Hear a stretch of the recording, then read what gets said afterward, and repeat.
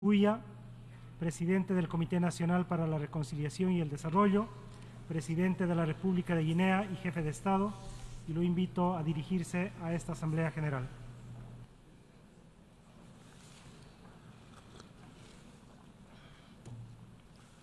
Monsieur le Président, Excellences, Mesdames et Messieurs les chefs de délégation, Monsieur le Secrétaire général,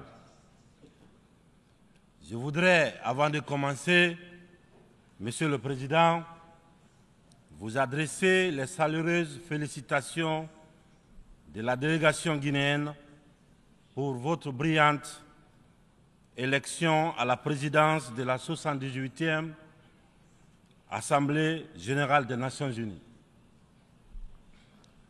Je voudrais également, devant cette auguste Assemblée, vous assurer du soutien de mon pays. Je souhaite par la même occasion rendre un hommage mérité à votre prédécesseur, M. Saba Korosi de la Hongrie, à M. le secrétaire général, M. Antonio Guterres.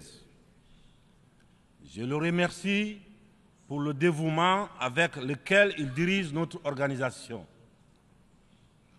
Monsieur le Président, Mesdames et Messieurs, en venant prendre part aux travaux de la 78e section ordinaire, je voudrais m'acquitter d'un devoir, celui de vous transmettre les chaleureuses salutations du peuple souverain de Guinée. Mon pays qui continue de fonder un espoir en l'Organisation des Nations Unies pour trouver des solutions idoines aux questions auxquelles notre monde continue d'être confronté.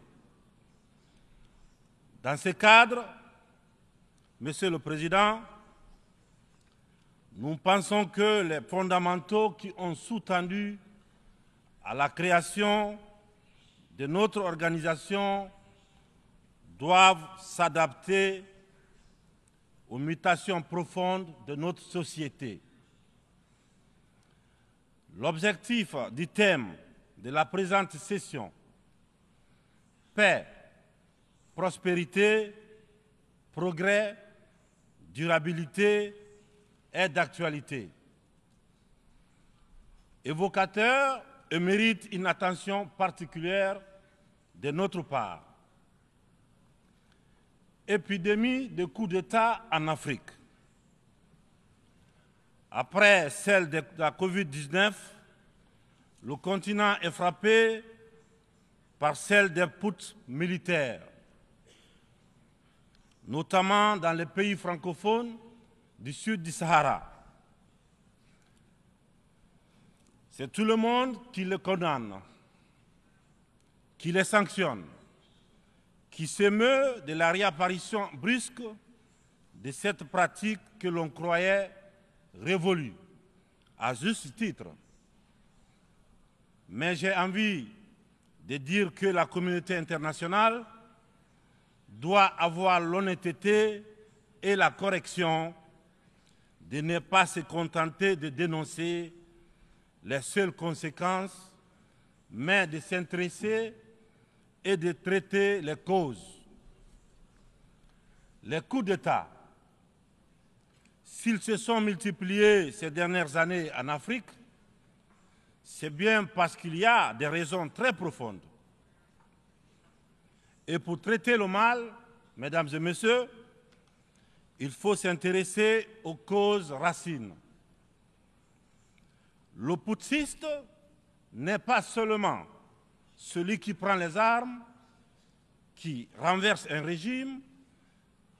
Je souhaite que l'on retienne que les vrais putschistes, les plus nombreux, qui ne font l'objet d'aucune condamnation, c'est aussi ceux qui manigancent, qui utilisent la fourberie, qui trichent pour manipuler les textes de la Constitution afin de se maintenir éternellement au pouvoir. C'est ceux en col blanc qui modifient les règles du jeu pendant la partie pour conserver les rênes du pouvoir. Voilà les putschistes les plus nombreux. Monsieur le Président, Mesdames et Messieurs,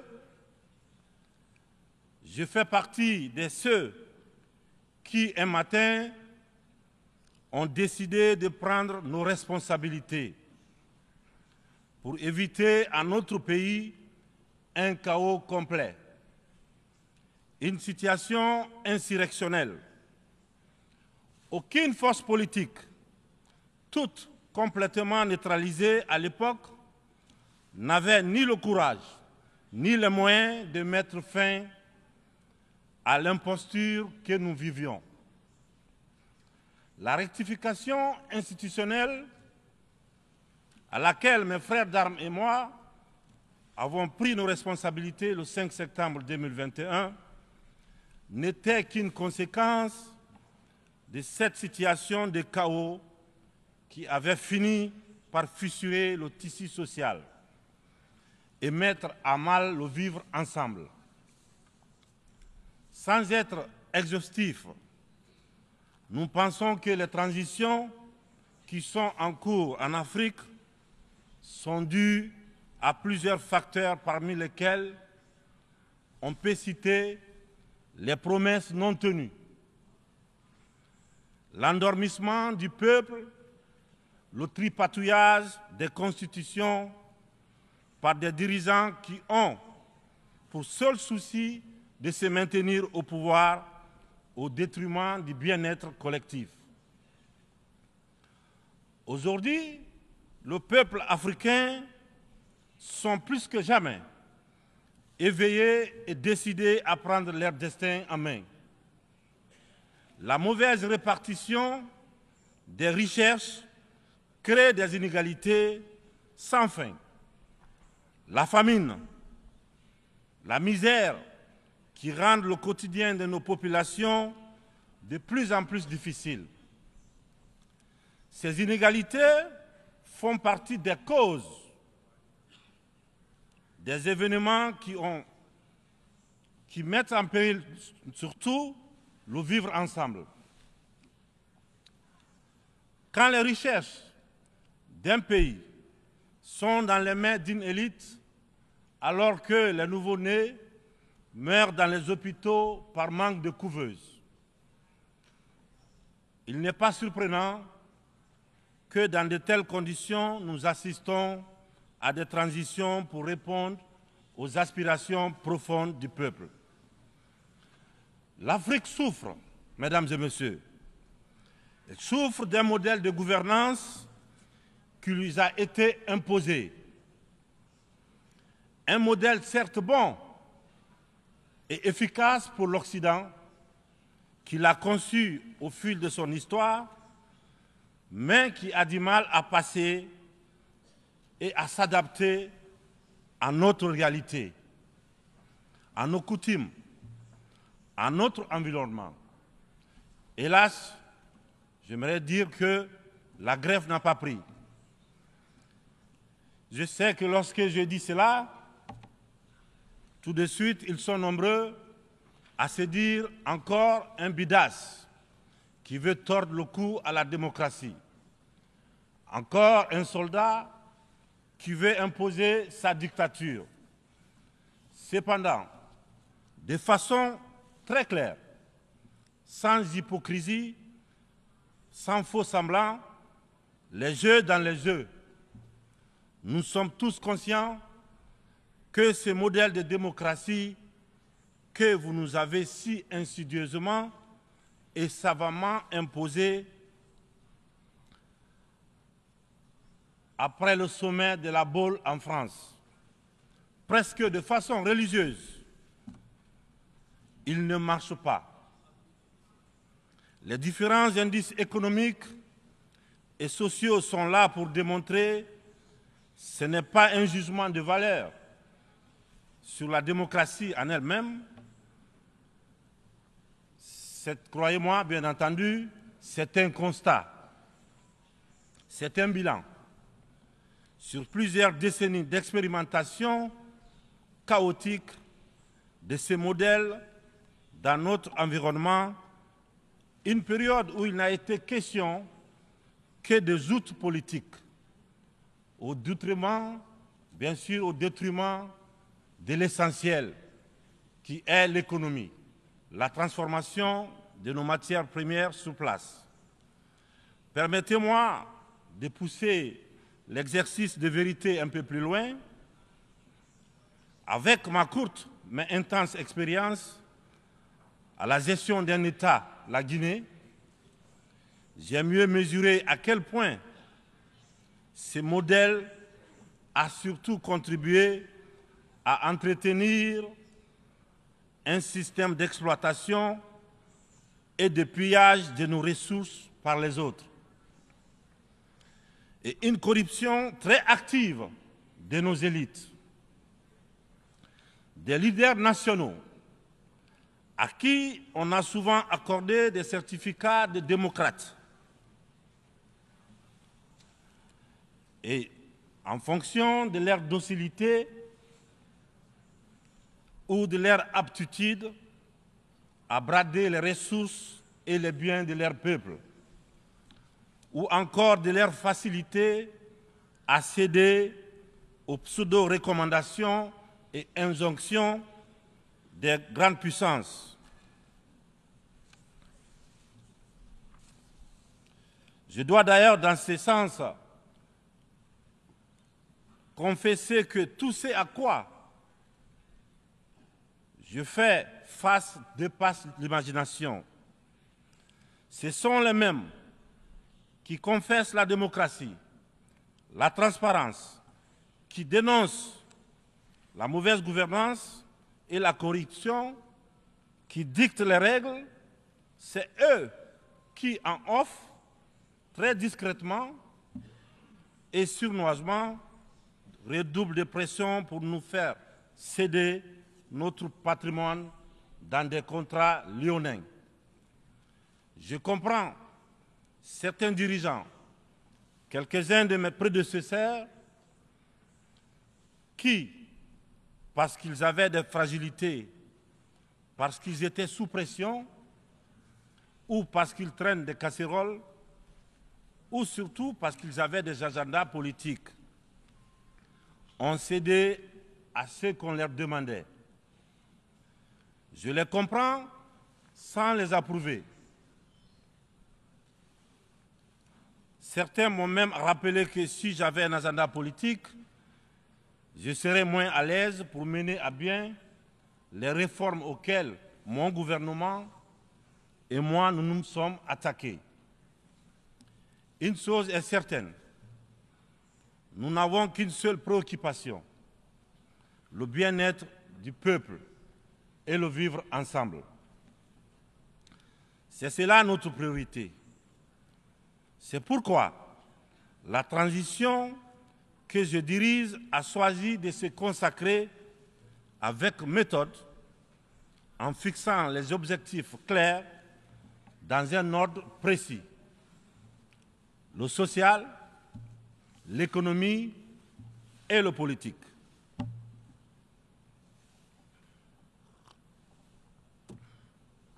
Monsieur le Président, Mesdames et Messieurs, mon uniforme, je l'ai mis au service de mon peuple.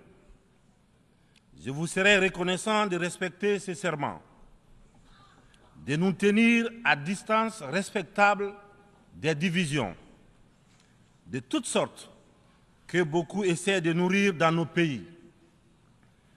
Le Sahel traverse l'une des histoires les plus graves de sa très vieille histoire, mais elle a les ressorts nécessaires pour y faire face. Son sens légendaire de la diplomatie doit être libéré afin qu'ensemble, nous nous parlions sans interférence.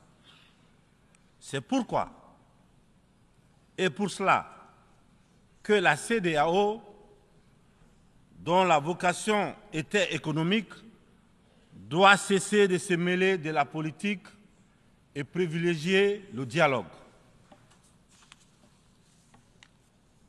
Nous, Africains, nous sommes fatigués, épuisés des catégorisations dans lesquelles les uns et les autres veulent nous mener et surtout veulent nous cantonner. La population de l'Afrique est jeune. Elle n'a pas connu la guerre froide.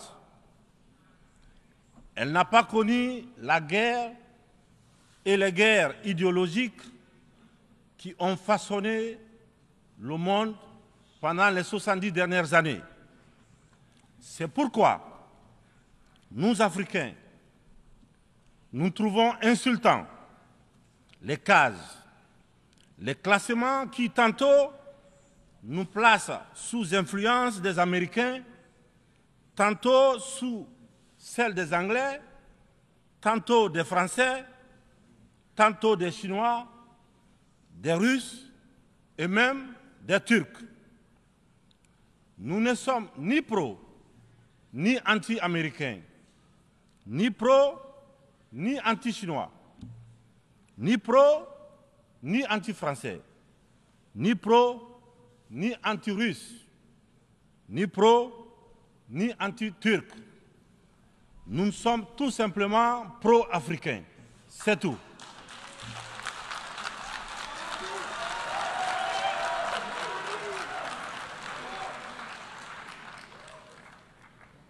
Nous mettre sous la coupe de telle ou telle puissance est une insulte,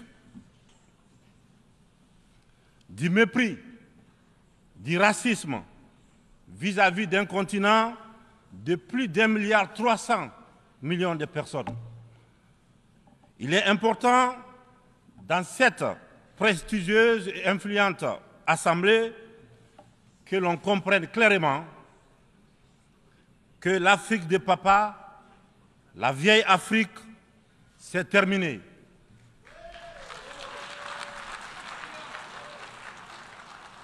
Avec une population de plus d'1 milliard d'Africains, dont environ 70% de jeunes totalement décomplexés, des jeunes ouverts sur le monde et décidés à prendre en main leur destin.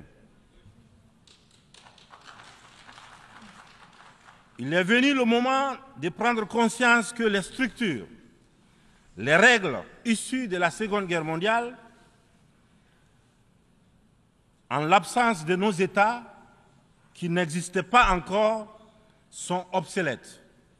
C'est la fin d'une époque déséquilibrée, injuste, où nous n'avons pas droit au chapitre.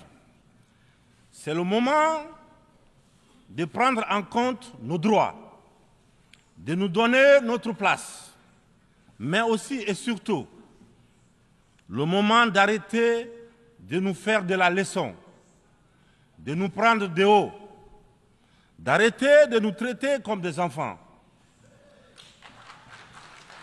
Rassurez-vous, rassurez-vous, nous sommes suffisamment grands pour savoir ce qui est bien et ce qui est bon pour nous. Nous sommes suffisamment matures pour définir nos priorités, pour concevoir notre modèle qui corresponde à notre identité, à la réalité de nos populations, à ce que nous sommes tout simplement. Nous vous serions fort reconnaissants de nous faire confiance et de nous laisser mener notre barque comme vous l'avez permis dans certaines régions du monde. Vous l'avez permis en Asie, en Proche et Moyen-Orient, pour ne citer que cela. Cette infantilisation est du plus mauvais effet pour une jeunesse africaine qui s'est émancipée. Dans ce contexte, nous sommes tous interpellés et appelés à procéder à une meilleure analyse de la situation en vue d'initier et de poursuivre de nouvelles politiques au bénéfice de tous. La communauté internationale doit regarder l'Afrique avec les yeux neufs. Elle doit entreprendre avec elle désormais une coopération franche dans un esprit de partenariat gagnant-gagnant. Je vous remercie de votre attention. Merci.